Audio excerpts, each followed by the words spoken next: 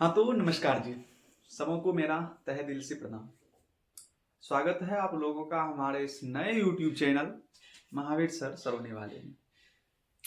महोदय, आज मैं आप लोगों को एक कहानी सुनाने जा रहा हूँ जिस कहानी का नाम है अलस कथा, जो 10वीं क्लास के लिए बहुत ही महत्वपूर्ण है और ये संस्कृत की कहानी है जो मैं आपको हिंदी में कन्वर्ट करके सुनाऊंगा।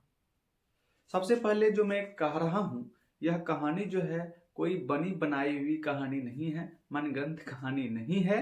इस कहानी के जो रचनाकार है वो प्रसिद्ध कवि, मिथिला के मैथिली भाषा के प्रसिद्ध कवि जो है विद्यापति साहब, उनकी रचना है। उन्होंने इस कहानी को रचा है, लिखा है, जिनका नाम है अलस कथा।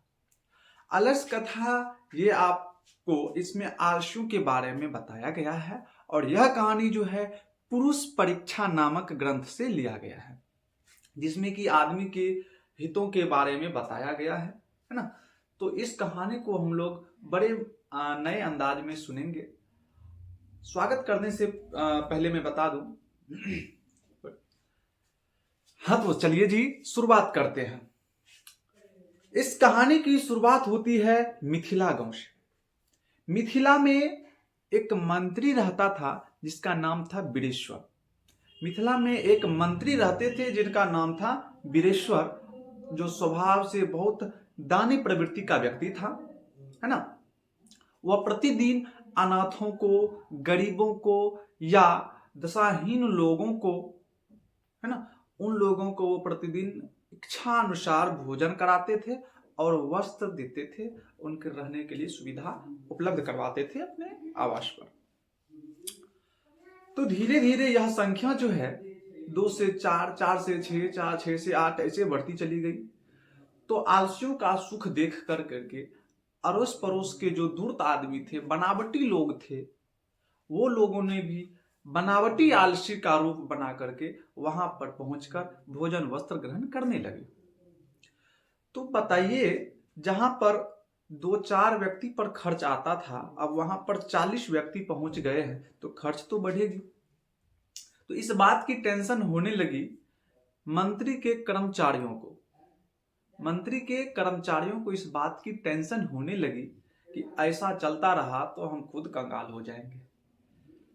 तो उनका ये मानना था कि जो व्यक्ति सही में आलसी है, वास्तव में आलसी है, जो बुद्धि से अक्षम है, हमें उन लोगों की सहायता करनी चाहिए, उन लोगों को दान पुण्य करना चाहिए।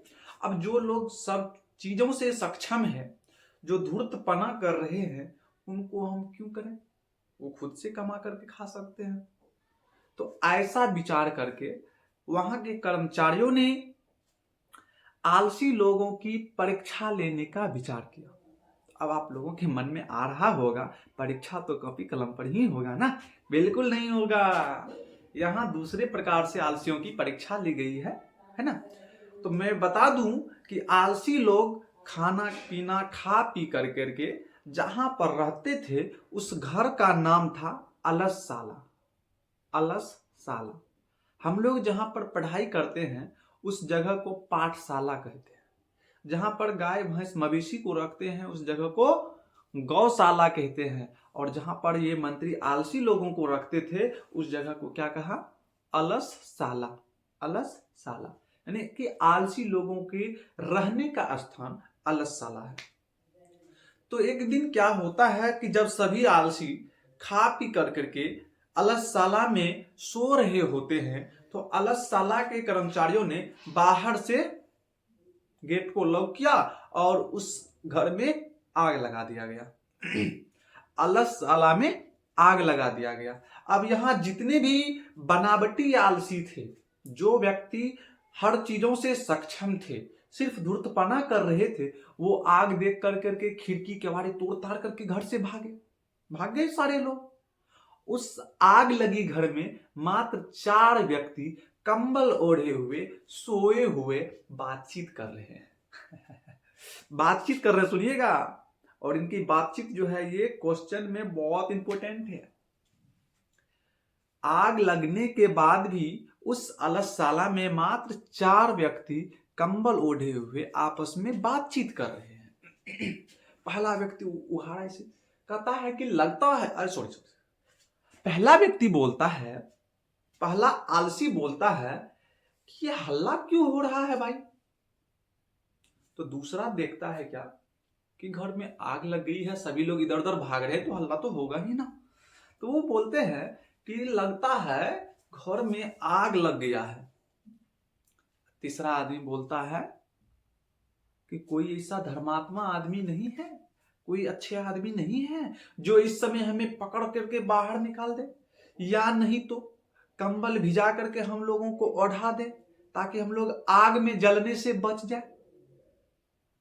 पहला आदमी बोलता है कि हल्ला क्यों हो रहा है। दूसरा आदमी बोला, दूसरा आलसी बोला कि लगता है घर में आग लग गया है।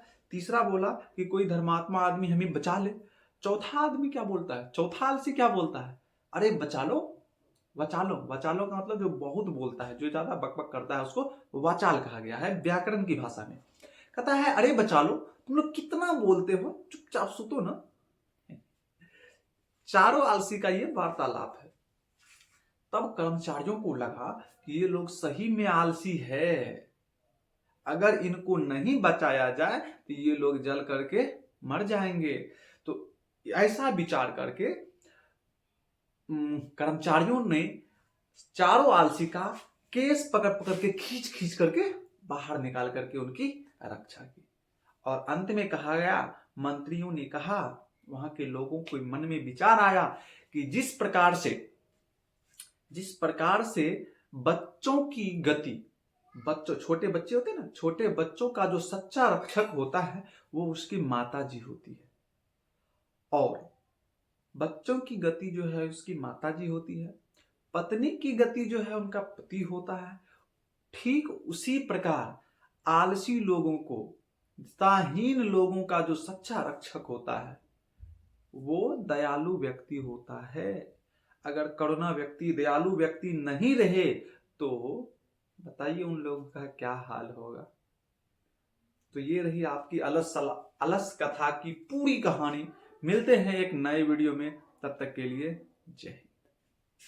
फिर दूसरे संस्कार में